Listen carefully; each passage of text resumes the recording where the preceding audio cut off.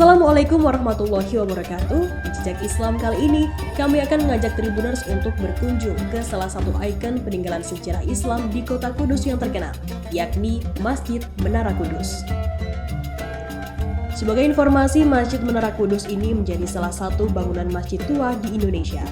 Masjid ini dibangun oleh salah satu wali songo, yakni Sunan Kudus. Lokasi Masjid Menara Kudus ini berada di Jalan Menara, Desa Kauman, Kecamatan Kota, Kabupaten Kudus, Jawa Tengah. Nama resmi Masjid Menara Kudus adalah Masjid Al-Aqsa Menara Kudus. Masjid Menara Kudus ini dibangun oleh Ja'far Shadiq atau yang lebih dikenal dengan nama Sunan Kudus. Usia masjid ini disinyalir sudah hampir 500 tahun. Prasasti yang ada di atas mihrab masjid ini sendiri berangkat tahun 996 Hijriah atau 1549 Masehi. Nama asli masjid ini adalah Masjid Al-Aqsa. Nama tersebut sama dengan nama masjid di Palestina yang akrab disebut Baitul Maqdis. Dari Baitul Maqdis kemudian muncul nama Al-Quds yang pengucapannya menjadi Kudus. Nama Al-Quds yang kemudian diucapkan sebagai Kudus ini dipilih Sunan Kudus untuk mengobati kerinduannya terhadap tanah kelahirannya tersebut.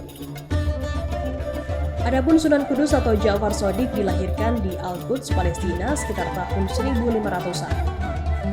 Apabila menengok bagian menara masjid ini cukup ikonik sebab menyerupai bangunan candi dan melambangkan akulturasi budaya masa lalu. Meski secara umum bangunan Masjid Menara Kudus kental aroma Hindu, namun secara ornamen masjid sangat kental dengan unsur-unsur Arab dan Islam. Meski merupakan bangunan masjid, rupanya tetap ada mitos yang berhembus dan diyakini hingga saat ini. Mitos Masjid Menara Kudus berkaitan dengan ajian berupa rajah milik Sunan Kudus yang disebut dengan nama Rajah Kalacakra. Konon Rajah Kalacakra ditanam Sunan Kudus di bagian pintu gerbang menuju kompleks masjid. Adapun tujuan dari penanaman Rajah Kalacakra oleh Sunan Kudus untuk melemahkan kekuatan orang-orang yang berniat jahat.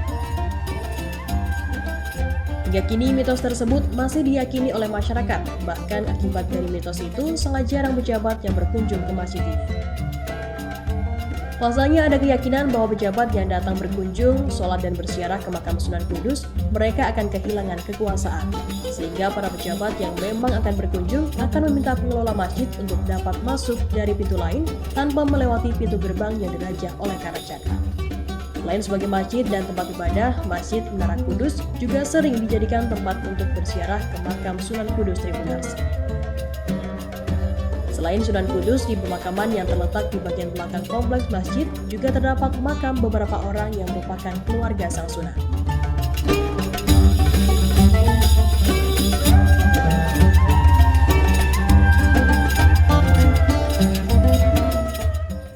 Terima kasih sudah nonton. Jangan lupa like, subscribe, dan share ya.